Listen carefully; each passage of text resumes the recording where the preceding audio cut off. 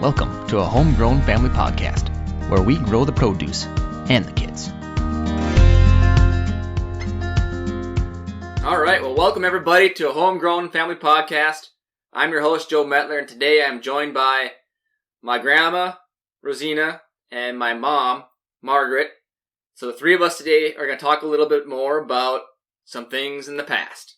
So in previous episode titled The Good Old Days, we talked broadly on Grandma's upbringing and background and kind of how she grew up on a farm, lost her dad pretty early, moved in with her uncles, and then ultimately moved into town after being on a farm for a while herself.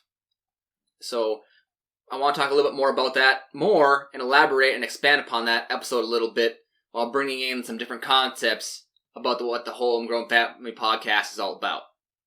So in this day and age, we have food dehydrators, pressure canners, even portable mason jar sealers. I just got this Mason Genie thing, and you don't even need a water or a hot water bath or anything to seal your jar. Just put it on top of the jar, click a button, and it seals it, and then the jar is sealed, just like that. So that was pretty cool. I tried that the other day with some marshmallows, and it expanded the marshmallows so much that it looked like it was doing its job, just testing it out, And then the next day, the marshmallows kind of went back to their normal size, but the seal was still there, and so if you have things that don't necessarily need to be cooked at all, you can still seal things airtightly. So that's pretty cool. A new thing that's kind of coming that I've seen. We also have freezers and vacuum sealers to help preserve our food. And we'll get into some of these topics in later episodes and things, but while I've got my grandma here, we're going to talk about a little bit more about how things were back then when she was living as a young child and kind of how things changed for her in the food preservation world and in life in general as we go along here. So my grandma was born in 1925. She's coming up on 100 years this year, having a little, Welter's family reunion to help celebrate that.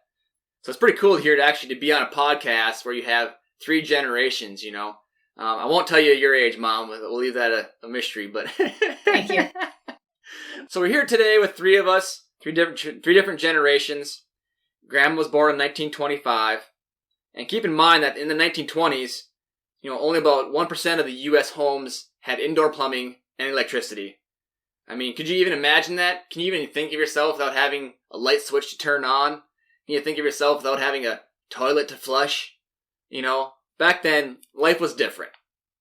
And so all the things I mentioned that we have, freezers, vacuum sealers, and all this stuff, well, if you don't have plumbing and electricity, you basically don't have any of those methods for food preservation. Basically negates a lot of that opportunity. So let's get a little bit of perspective. And let's just say that they don't call it the Roaring 20s for nothing. A lot of different things were invented, around that time. And I'll get into those inventions a little bit. But let's go back to the fact that Grandma didn't grow up with indoor plumbing or electricity. So first thing I think about is toilets. And so Grandma didn't grow up with indoor plumbing, right? Which meant outhouses. Right, Grandma? Yes. Anytime you had to go to the bathroom, you had to get dressed to go outside. Yes. Mom was mentioning to me here a little bit, prepping for this podcast, that your outhouse that you grew up with was a double-seater even. Had 2 seats. Yeah. So you could have 2 people going at once. Yeah. So you had 3 sisters, right? 3 sisters. Yeah. And you were the oldest? No, third one. Okay, yeah, so towards the younger end. Yeah. So do you remember days when some of your older sisters would have to walk you over to the porta pot or to the outhouse and take you to the bathroom? Well, I don't really remember that. It was a while ago, huh? Do you have any fun stories related to the outhouse? Did your sisters ever lock you in, or did you fall in ever? No, we didn't have no lock on that. Probably wise, especially if you would have had any brothers. I bet I would have locked my brother in a time or two. So it wasn't until sometime in the 1920s that toilets and bathrooms indoors was starting to get replaced with outhouses. But we grew up, Grandma grew up in the Midwest, and so a lot of those, all the dates that I'm going to be throwing out here in this podcast episode, are probably more relevant to like the East Coast. The East Coast was probably getting those indoor plumbing things early on. And by the time you get to a farm, you're really not going to have any opportunity to get some of these luxuries as they were invented, right? So did you ever have, on the farm growing up, a working toilet? What? Did you ever have an indoor toilet when you were young? No, not when we were young. So you always had an outhouse? Yeah. We moved to Painesville and there was a bathroom. Otherwise, we had all an outhouse. There's no running water or anything out on the farm. And I was going to ask you too, then, you didn't have any electricity either? Yes, we had electricity a number of years before we moved from town. But otherwise, there was nothing. No plumbing. No plumbing. So how'd you get your water? Well, they had the pump down in the pump house, and you carried it with the pails up to the house, whatever you needed. So for all those who are listening that are of the homesteading movement, right? It's kind of the more popular thing these days. And one of the things on my list is having one of those hand pump hydrants, that you can pump your water from. That's what Grandma had to use all the time. We're thinking of it as like in an emergency backup situation, you can still get water. Well, Grandma had to do that every single day. How'd you water the cows? How the cows and the animals get their water? Well, they had a little engine or something on the pump that pumped the water for the cows and stuff. So did you have to hand pump it first and into a tank, and that tank pumped it to places? Well, you had to start the little engine in the pump house that had with a pulley on it and a belt, I suppose. Belt that drove to pump the water. So was that gas then? Yeah. Okay. Huh. So you had like a little tractor engine of some sorts that pump the water out. Okay. Yeah. And then it went into a big tank for the cattle then. Yeah. Okay, so instead of an electrical pump that we see in our houses or something like that, or a water heater that would pump things through or whatever, or pressure from a tower, Grandma had an engine of sorts that helped drive that. Okay, that's kind of cool. I didn't realize that. So, with no minimal electricity, you didn't have as many opportunities to help preserve your food. And so what was your main way of preserving your food? Well, you had to can it. That's all you could do. Did you can your meat too? Well, some of it, yeah. We'd only butcher it once a year. They butchered about maybe 6 or 7 pigs at one day, and then the stuff that we couldn't keep, we didn't have no freezer to put it in. The hams, they put it, salted and put it out in a big box, and they put it there till spring, and then they smoked it for, I don't know how many days, and that usually kept, till they could use it up. Did you cook it before you put it in the salt and stuff? No. So you put it in there raw? Yeah. Oh, okay. Huh. That was kind of leading to one of my other questions was that the term ice house today, kind of refers to a temporary shelter on a lake to go fishing, right? But like an ice house or an ice box, perhaps, has a whole different meaning for your generation. I think there are some of those who did have ice houses where they'd take ice chunks and things and store ice, keep it as like an indoor walking cooler, or a earth type of trench that was iced up a little bit to keep things cool and refrigerate things that way, in that sense. But you didn't have anything like that. No. So you just had the salting of the meat, which might have also had some sawdust maybe in there to store too. No, I don't think you had any sawdust in there. That's maybe more along with in terms of with the ice, maybe. Yeah. But what did you do for, like, when you're butchering all these hogs and things? you used everything, right? Yeah. You use the hocks for soup bones, and you use the lard. I know my mom's rendered lard in our house, and gosh, those days are just stanky. So you have people out there butchering the hogs, and then what are you doing inside the house while they're butchering the hogs to help process the pig? Well, you cooked your stuff what you wanted to make for liver sausage, the liver and other meat what we put in there, and that was boiled in the house in a big kettle, and over a wood stove? Yeah. So. Did you use the blood too? No, we didn't make no blood sausage. The neighbors did, but we never made blood sausage. So you kind of cook up what you wanted to use in the immediate future. Salted the hams and other meat. Then you had all the fat too, right? Yeah, we rendered the lard. Did you use the lard to kind of help preserve the meat too?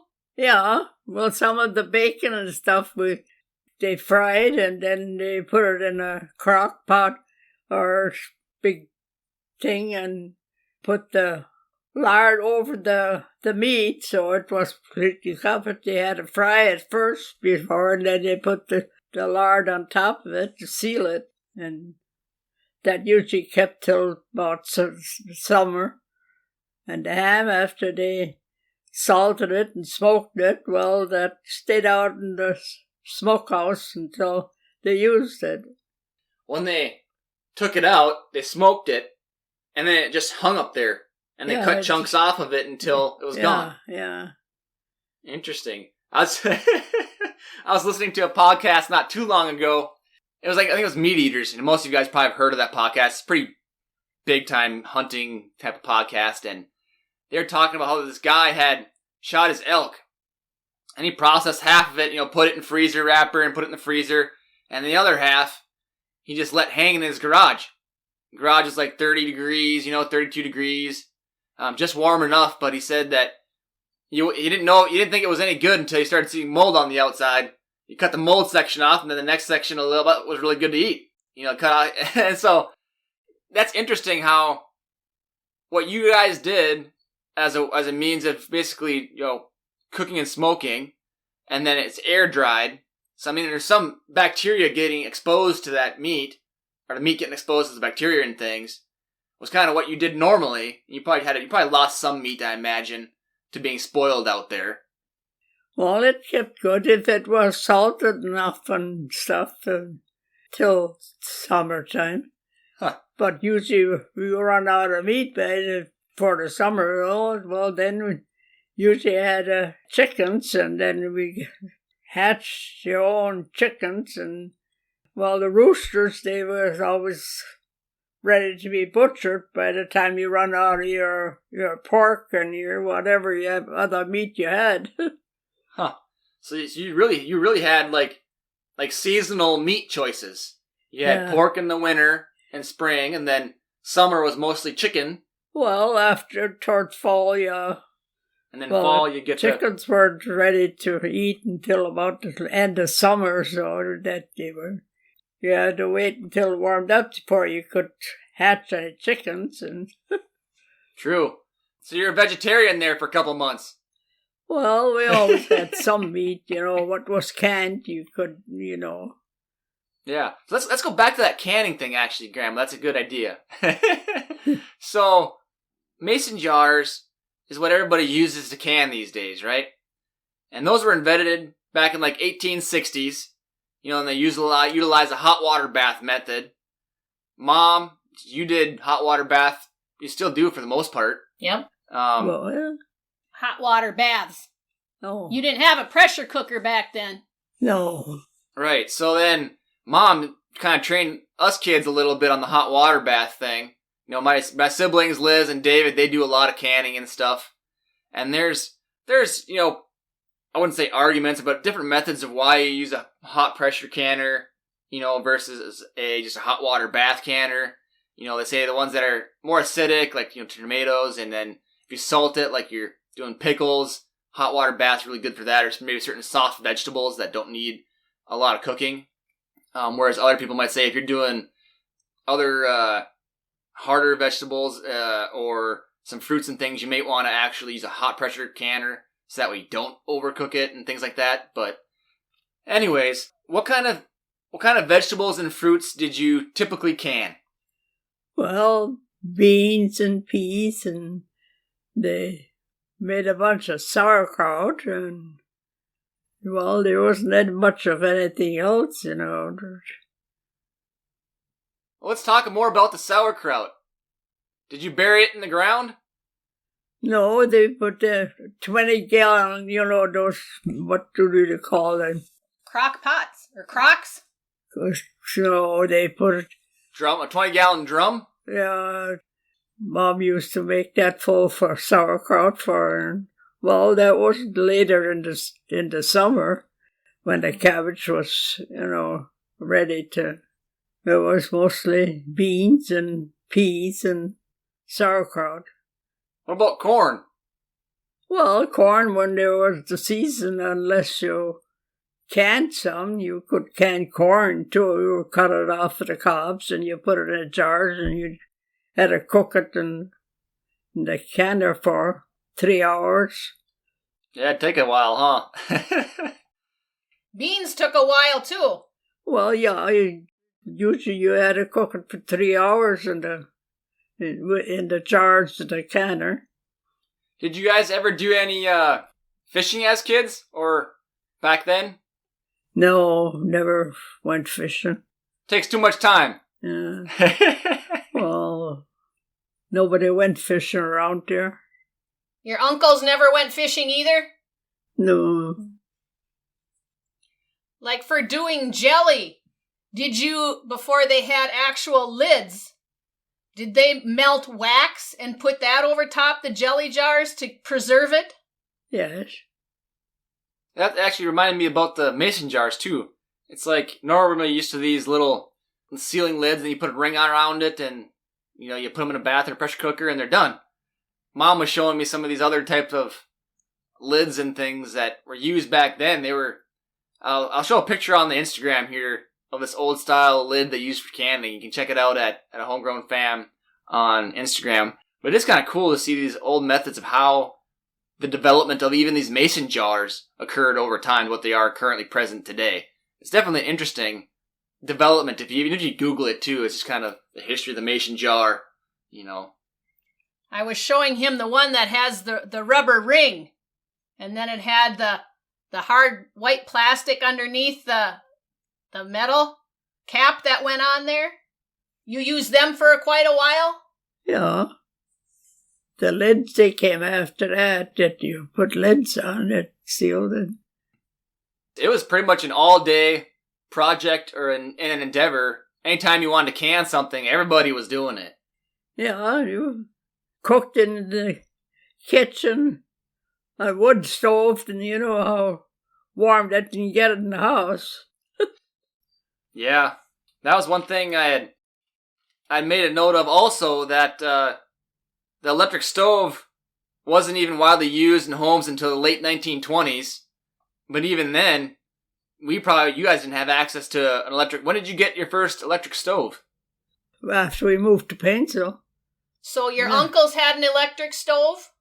Yeah. In town. Mm-hmm. But on the farm, we always had, in the summertime, we had to go out in the woods and gather wood and fire up the stove.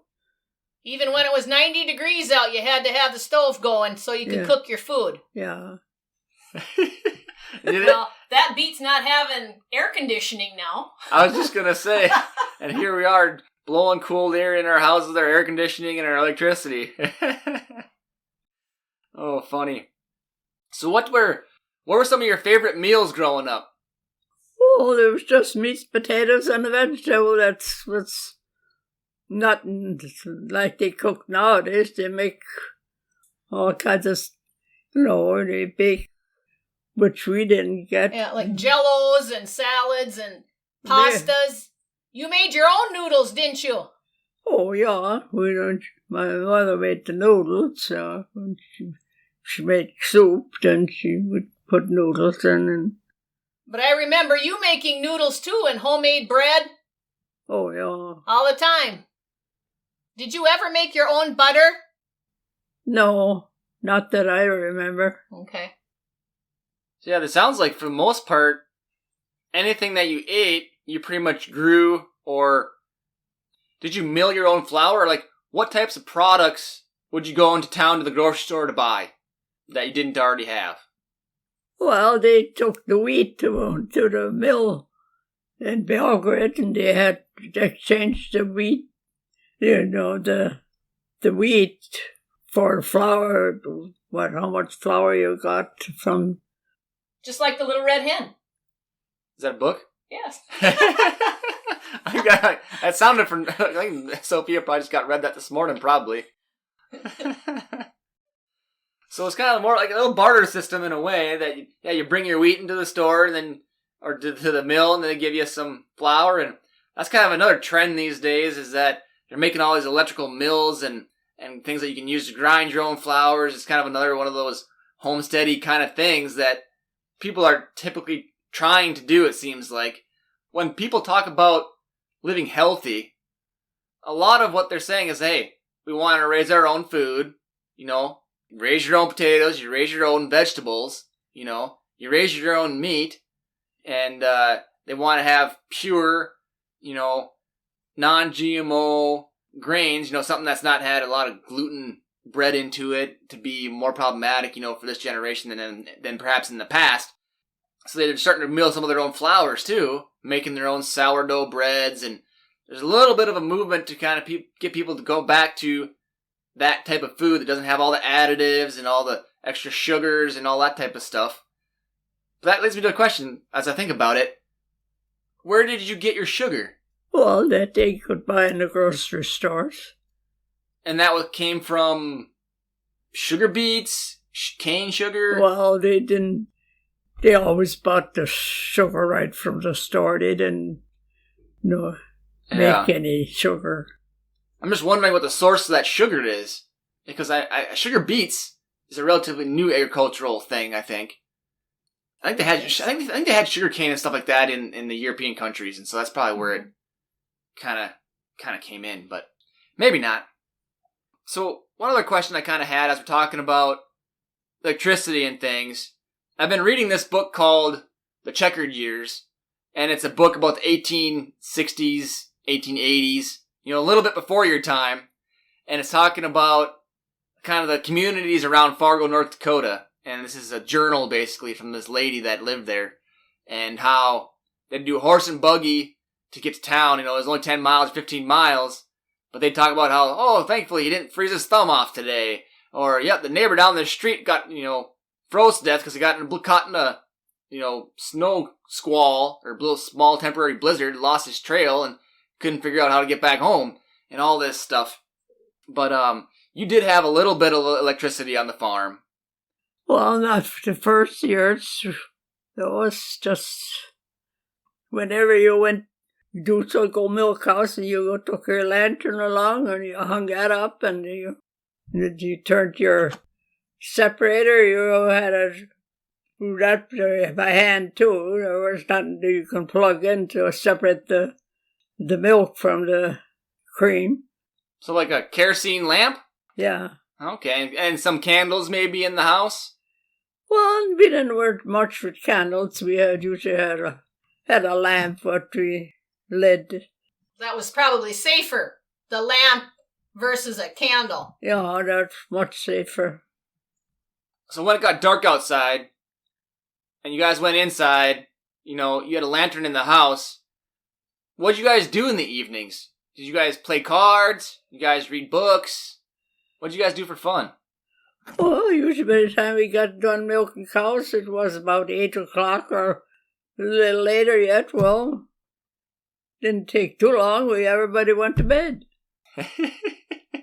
I suppose, yeah. In this one book that I was mentioning, the lady was in charge of basically cooking, and then anytime they had wheat and things like that, they would basically have like 20-man crews some guys would be traveling, or they'd get together from the neighbors and hand thresh all this, harvest all this wheat and things with these horses and these little threshers. They pull behind threshers and stuff. And she was supposed to be in charge of cooking the food, but she always talked about how in the evenings, anytime I think it was her brother that she was living with or something, anytime he went to town, he'd get the newspaper or grab a new book. And so she'd talk about, how they're reading these newspapers and things. But you guys didn't really have much time to read up on the things that are happening in town, or no, there wasn't much happening around there. Wasn't much time to do much of that. Did you play cards like on a Sunday afternoon, or? Once in a while, but not too often. Did your mom sew most of your clothes? Yeah, with very few clothes that was bought. And she'd just buy the fabric from the store, or did you guys spin your own wool and stuff?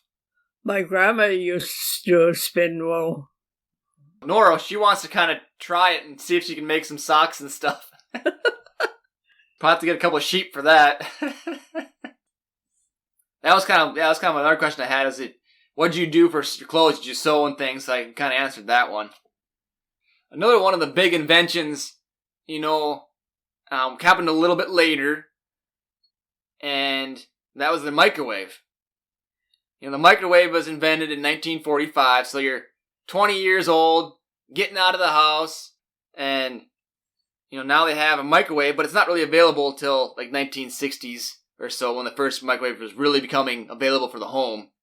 So I guess, at that point, you're 45 years old, and you finally see a microwave, which the first microwaves cost $500. That's nuts. I mean, who could afford that other than the rich, right? Back then. But in the 1970s, it became more available due to technological advancements and stuff. Do you remember when you first saw a microwave and said, I don't need to put wood in the stove? No, I didn't have no microwave until after I moved to town here. So when about was that? Probably 1980? 1982. 82? Okay, so yeah. I don't know if I had one right away either Almost 60 years old. Yeah. Wow. Do you remember what the first thing was that you heated in the microwave? I haven't any idea. I don't know. For some people, I thought maybe it'd be a nostalgic thing. What? I just cooked noodles in the microwave? Or, I wasn't sure. You probably put a cup of tea in there or something and heated up your water. That's another question, actually. So you had milk from your cows that you drank. You had water from the well. Were you guys able to get, tea and things like that from the store and stuff that you drink also? What else did you drink besides water and milk? Well, coffee they could buy at the store to make coffee. That was pretty much your water of the day? So they always drank coffee with every meal. We never drank milk. Not at all? Not after we got bigger. We always drank coffee. I suppose if you're milking them all day, maybe it doesn't sound very delicious. Yeah. But I suppose you had to sell the milk for money. Well, they didn't sell the milk. They had to separate that. The cream, they took the town to the creamery to. But the milk, was separate. They fed it to the pigs. Huh. I suppose it's maybe more valuable to get the pigs to drink it than for you to drink it. Well, I don't know. It wasn't a habit that we drank milk. Yeah. Huh. That's interesting, because there's those out there that have the argument why are humans drinking milk? It's meant for infants and things. Why are we doing this all the time? And we wonder how that came about to be, because if back then they're feeding it to their pigs and didn't really think about it as something to drink, but yet, did someone see that waste, quote unquote, as an opportunity to create investment and make money, make a business out of it? But you had the milkman that came by once in a while too, though, didn't you? Huh? Did you have a milkman that came by to get it, or did you have to bring it to town in milk cans? Yeah, to take it to town to bring the milk cans. That was the cream, though. Yeah. Yeah. Huh. Did you guys barter and trade with your neighbors? Oh, not that I can remember. Everybody had a little bit of everything. Yeah, everybody raised their own. Yeah. So sometimes when it was time to get the crops in, then you probably would have one neighbor that you all helped that maybe had the machinery to do it, but everybody helped and did everybody's neighbors. Well, together? yeah, like thrashing, well, then the neighbors went together, yeah. But otherwise, there wasn't too much help hired. Yeah. So did you take the horse and buggy to town for church every Sunday? Well, no, we had a car as long as I can remember. No Model T. Even when you were little, or after you moved in with your uncles? Well, we had my mother and dad had a car. Okay. Or Model T, what I can remember.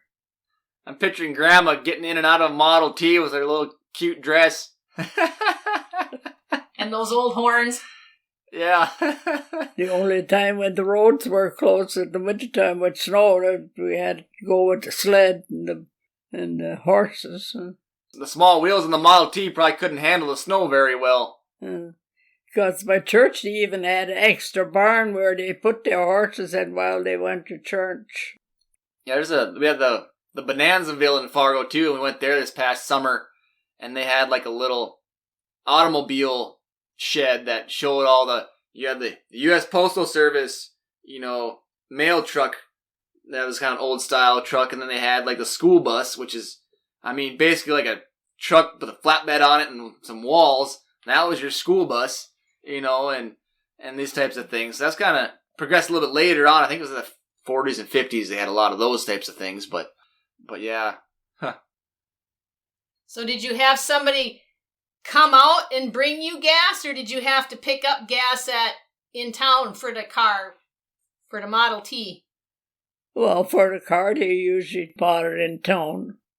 And used your cans, so if you needed extra. I suppose you needed gas, too, for like your little water pump, right? Yeah. In your tractors. Well, we didn't have a tractor. Oh, yeah. That was later. Yeah. Did your uncles have tractors or not? Well, after they came out with, that they had it for the farming, they had a tractor. Okay. For the thresh machine, they had to have a tractor to drive dirt. And in the wintertime, the animals are all butchered, there's no crops growing, you're not weeding weeds in the garden, and winter's like 6 months long, around here. What'd you do in the wintertime?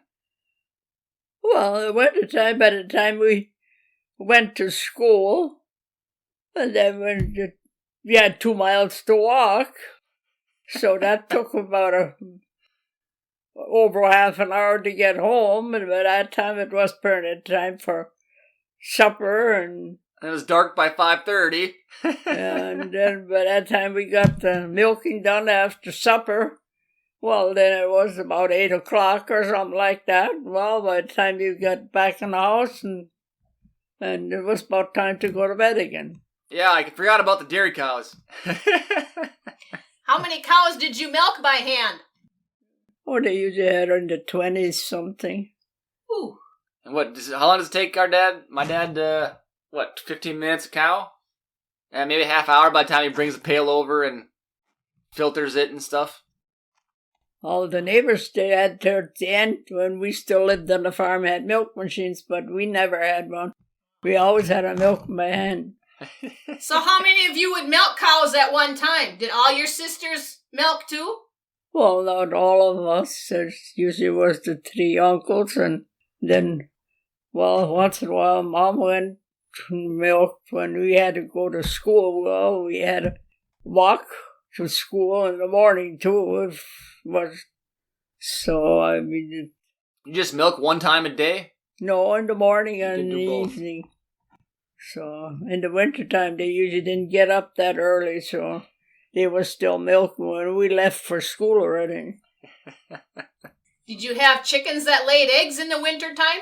Yeah, we had chickens. Well, us girls had to take care of chicks. We had to clean the chicken barns. We'd go to the straw pile and get some straw to put in, and we had to carry that in they had a straw for the cows and stuff, a pile, for trashing, and so we had to go and get straw from the pile, and... Because there was no hay bales then. You just put it in a big pile. Yeah. Huh. So, with chickens, a lot of times during the winter, you have to have extra light on the chickens in order for them to lay eggs really well. But you didn't really have to... Did you have to keep a lamp in the chicken coop to keep the lights on longer, or... No, there was no lights in the chicken coop. So. It's whatever you got, you got. Yeah. I know that sometimes they quit laying when it was so cold and stuff, so they had to go buy eggs. There was one family, they had chickens in town. I don't know if they must had lights or something, and they traded it for lard. For eggs for lard. So you used the lard for the food preservation and kind of layering bacon and maybe some other meats to help, preserve food for a little longer period of time. What else did you use lard for? Nothing but bacon, and using bread, and if you had a cake or cookies, or you always was lard. So there was no Crisco back then. It was... No, there was nothing like that then. You used either lard or butter if you had enough money to buy butter. Well, we never used butter. You gotta sell the cream, Mom. Yeah. I remember when we were kids with your homemade bread, sometimes we would, after you fried the bacon, you have the grease there, we would take the bread and just dip it real lightly in the bacon grease, and then we'd sprinkle it with sugar and eat it. Yeah. And that was a treat for breakfast. Well, you gotta keep some meat on the bones of those kids, that are doing all the labor on the farm. The lard that provided energy so we could go stack bales and pick eggs. Mow the lawn. So did you use one of those push mowers with the little blades that go around to mow lawn? But most of the time, the first years, they would just let the grass grow. Yeah. But later on, they had one of those lawnmowers that you could push and cut it right around the house and stuff. Yeah. Or maybe if you had sheep, maybe you would tie one up and then just move it every now and then? We never had sheep. Or your horse, maybe? No. I suppose that left too many piles in the yard. Well, the chickens, they usually come in the yard and they're... That's another homesteading trend. Free range. Yeah. I remember we had ducks when I was a kid, too. Muscovy ducks. Yeah. We had geese for a couple of years, I remember. And I never did want to go in the pen with those.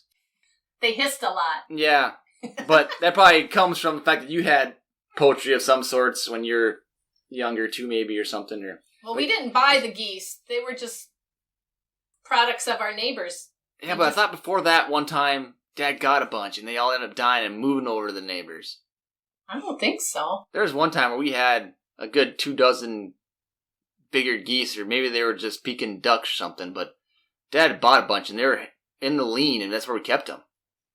Unless I'm just dreaming, but usually my memory's not very good, but I do distinctly remember trying to go in that lean, or I was up in the hayloft and I jumped down, and there they were. They're all right there. Yeah. Did you ever have bicycles when you were kids, or you just walked everywhere?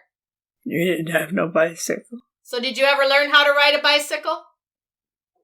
Grandma shakes her head, nope. But you learned how to drive a car, right? Not until we moved to town.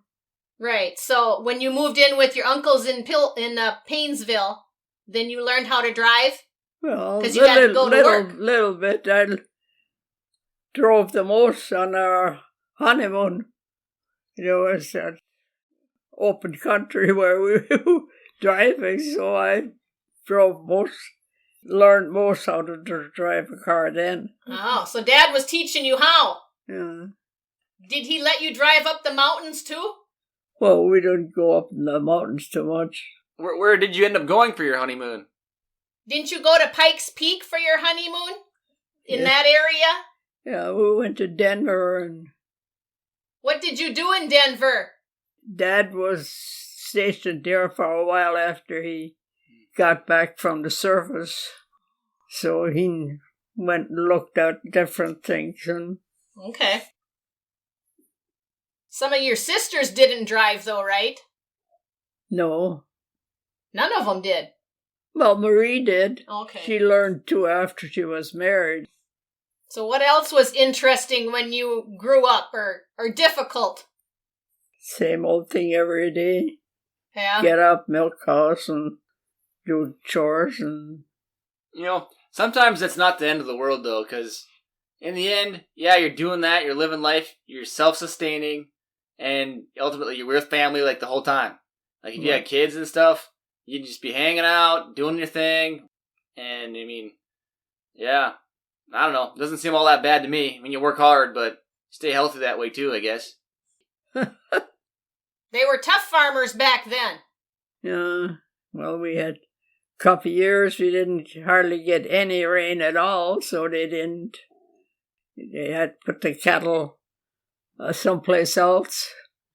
But I guess they had enough hay and stuff from the year before. They kept the milking cows home, so it was one of my uncles and the neighbor. They went, I think they had the cows and the young stuff, all that stuff, in Monoma or someplace there. They had, So they had a trailer that they could take them all the way down there and... Well, they had to hire somebody to... Right, okay. So then in the winter time, did they bring them back? Well, Or in the fall, fall? they took them back again. And Was there any, I don't know why I thought of this, but was there any beekeepers in the area? not that I know of. Do you remember eating honey very much? Hmm. Not really. Dad's brother, he had bees, right? Uncle Herman? He had bees. Yeah, but not around here. But Robert, he had bees too, but See? not around Herman. He had some up north someplace. But that was after he was probably retired. Mostly, Yeah, yeah. so that... That'd be Grandpa's brother? Mm-hmm. Yeah, he actually lived in the cities, but he must have had a cabin up north or something. Uncle Herman. I don't know what There you have it, folks. Be thankful for your electricity and your plumbing. This is kind of one of those episodes that are more for me than it is for you listeners, but hopefully you guys caught a couple of things that were interesting as far as maybe when things were coming out, like the microwave or the refrigerator or what have you. But thank you, Grandma, for taking time out of your day to talk about more of your past. So thank you. Thanks, Mom, for kind of helping set in here and kind of help the transition of conversation all as well. But you guys can feel free to, actually I encourage you all to rate the episodes, rate the podcast, leave a review if you'd like this types of episodes. I can always try to get a couple more of these in. But otherwise, shoot me an email at homegrownfam@gmail.com or follow me on the Instagram at homegrownfam. So if you have any questions for a 100-year-old lady, maybe we can get 3 or 4 or half a dozen and get her back on the show one more time yet. And, follow through with some of that conversation if you have any questions for Grandma. And maybe her upbringing and some of those types of things. Or if you have more specific things related to Great Depression or something like that, we can hone in on some of her memories maybe and share that with you all. So feel free to shoot me some email questions or anything like that. And have a good one. Bye.